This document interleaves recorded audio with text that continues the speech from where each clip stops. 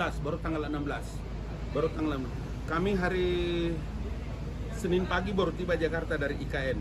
Ini hari ada anak-anak KSP, Seknek, PUPR, Sekap sudah mendarat lagi di IKN. Ini hari tanggal 17. Akhir Juli clear, bisa berkantor. Tapi sebelumnya Kementerian PUPR juga mengatakan bahwa air dan listrik akan masuk di Sudah, kalau air listrik sudah diinstal. Ini cuma 6-5 hari belakangan ini kan hujan. Sama sekali orang nggak bisa kerja. Jadi Pak Jokowi akhir Juli ini bisa berkantor di sana. Kalau Allah menghendaki baik dan ini tidak ada halangan, tidak hujan. Karena kami kembali ke Senin kemarin datang ini hujan. Dan 2 hari sama sekali tidak bisa kerja. Jadi kalau sampai akhir Juli ini tidak hujan, kemudian install listrik, airnya sudah jalan. Karena kantor presiden, aduh, nanti saya bagi foto-fotonya, bagus-bagus. Ya, sebelumnya Deddy Sitorus menyalahkan Presiden Jokowi dikarenakan ya tergesa-gesa dan mengatakan IKN itu tidak bisa dikebut dan ya girang sekali Presiden Jokowi batal ngantor di IKN. Namun demikian Ali Mukhtar Ngabalin memastikan bahwa akhir Juli Presiden Jokowi ngantor. Akhirnya Pak Jokowi sepertinya tidak akan jadi berkantor di IKN seperti yang kita duga. Kenapa? Karena belum siap lah. Jadi kalau kemarin ngebet pengen berkantor di sana, sekarang Pak Jokowi sudah realistis. Ya, makanya Pak, apa-apa itu emang nggak bisa dikebut sesuai kemauan kita. Syukurlah Bapak akhirnya mau menerima kenyataan. Tidak hanya bahwa tidak jadi berkantor di sana, seperti yang Bapak katakan, air belum ada, listrik belum ada. Tetapi juga siap-siap saja bahwa IKN itu tidak akan pernah jadi seperti yang Bapak mimpikan, ya kan? Oh, begitu ya. Ada peluang ke situ. Kenapa? Karena IKN Meredahkan bukan sekali lagi ya. prioritas dari pemerintahan baru. Oh. So, mari kita nikmati apa yang akan terjadi. Semua sudah sudah ditulis di langit lah. Kita berharap IKN selesai, tapi kalau memang tidak jadi prioritas pemerintahan baru, Bapak mau bilang apa, ya kan? Kita pun hanya bisa bersuara, tidak bisa melakukan apapun. Gitu Pak Jokowi, terima kasih karena kembali sadar bahwa tidak semua bisa simsalabim. Membangun ibu kota baru tidak mungkin dalam 5, 6, 7 tahun. Perlu waktu yang lama membentuk sebuah kota. Terima kasih. Karena pada akhirnya jadi lebih realistis. Merdeka. Ya, Deddy Sitorus yang meyakini bahwa Prabowo tidak akan melanjutkan program Jokowi tentang IKN dan menyalahkan Pak Jokowi. Gitu katanya. Aduh, Deddy. Girang juga disampaikan oleh PKS. Ya, sangat senang sekali kalau Pak Jokowi batal ngantor begitu ya. Ya, ini adalah Mardani Alisera. Justru apresiasi Pak Jokowi yang tidak pindah dan memaksakan pindah. Karena kalau memaksakan pindah dengan belum selesai, maka itu akan menimbulkan bencana. Misal repot di lokasi, termasuk misal ada kualitas yang dikorbankan. Jangan maksakan diri. Nggak ada yang memaksa Pak Jokowi pindah segera. Gitu. Kalau perlu bahkan saya nilai upacara 17-an 1 titik aja di Istana Negara di Jakarta. Biar hemat, tidak perlu maksa dua-dua. Kasihan uang yang dipakai itu besar sekali kalau dua-dua tempat. 1 tempat saja sudah besar gitu loh. Lebih baik uangnya digunakan buat masyarakat umum. Gitu. Kalaupun memang nanti 17-an memang dilakukan di sana begitu presiden ke IKN pun ya udah aja gitu ya Mas ya melihatnya. Ya kita tentu menyeru jangan dipaksakan, tapi mungkin Pak Jokowi mengangkat ini bagian dari harkat martabat, padahal harkat martabat yang utama itu rakyat, tidak diri sendiri. Kita nggak usah sibuk meninggikan diri. Itulah politisi PKS yang tidak mau mengakui kemajuan Pak Jokowi atau tidak mau kalau Pak Jokowi itu membuat suatu negara yang maju dan bergerak dan bermartabat di dunia internasional dengan pembangunan IKN yang begitu masif ya. ya itulah jiwa-jiwa PKS yang ya begitu saja, tidak usah Pak Jokowi gitu. Ya kapan Indonesia maju kalau seperti itu? Demikian juga disampaikan oleh Amin Rais yang begitu ya girang sekali dan senang apabila Pak Jokowi batal berkantor di IKN gitu ya. Tetapi Jokowi bukan Jokowi kalau tidak ndablek. Dalam bahasa Indonesia, ndablek itu berarti keras kepala, merasa paling benar, dan tidak pernah mau menerima masukan yang kritis dan korektif. Jadi ya kita perlu bersabar sampai 20 Oktober nanti. Ya. Biarkan dulu Mas Jokowi kopat-kapit seperti burung beranjangan. Ya, ini kata wayang itu ya. Dan akhirnya akan disampar, disandung, dan entah diapakan lagi oleh rakyat Indonesia. Nah sementara itu pada 5 Juni yang lalu Jokowi merencanakan sebuah kelicikan yang luar biasa.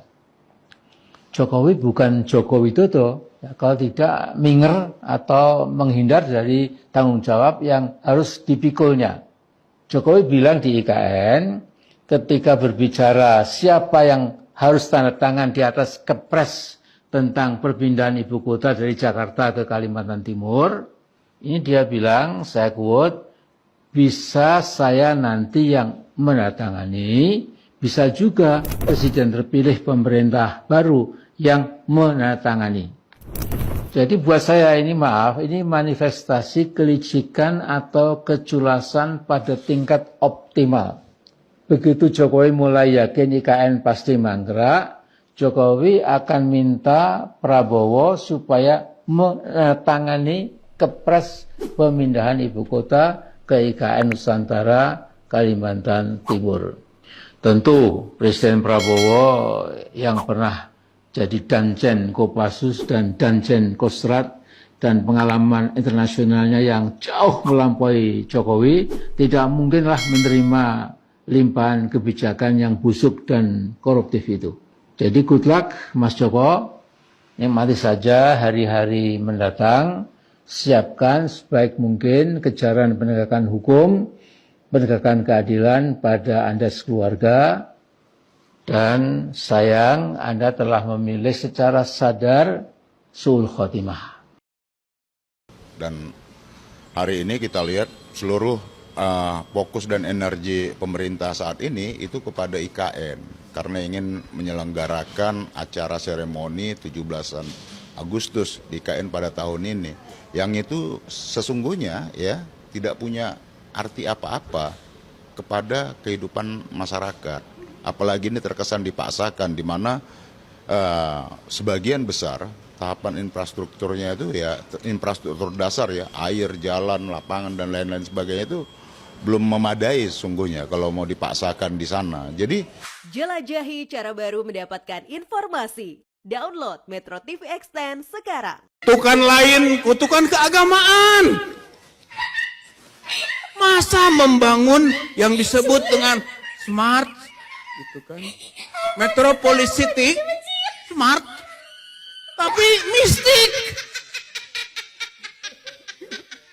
pakai air kendi, pakai tanah keramat. Waktu pelantik peresmiannya .0, dukun-dukun didatangkan. Kata dukun-dukun itu, di sini banyak makhluk halus, banyak jin. Jadi yang disebut jin buang anak itu benar-benar buang jin di sana. Masa di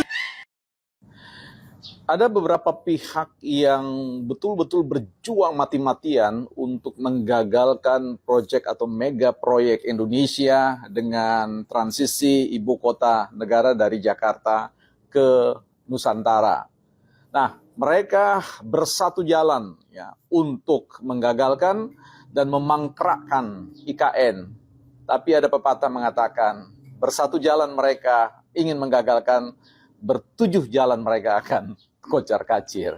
Kita akan bahas terkait dengan adanya pihak-pihak yang ingin menggagalkan ya sang saka merah putih berkibar the first time di ibu kota negara ya pada tanggal 17 Agustus. Nah, sesuatu yang menarik ya, beberapa pihak termasuk Rocky Gerung, Profesor Amin Rais dan beberapa yang lain menyampaikan narasi-narasi yang benar-benar seolah-olah sesuatu yang luar biasa terjadi di IKN. Nah, saya ingin cerita di balik ini semua ya teman-teman.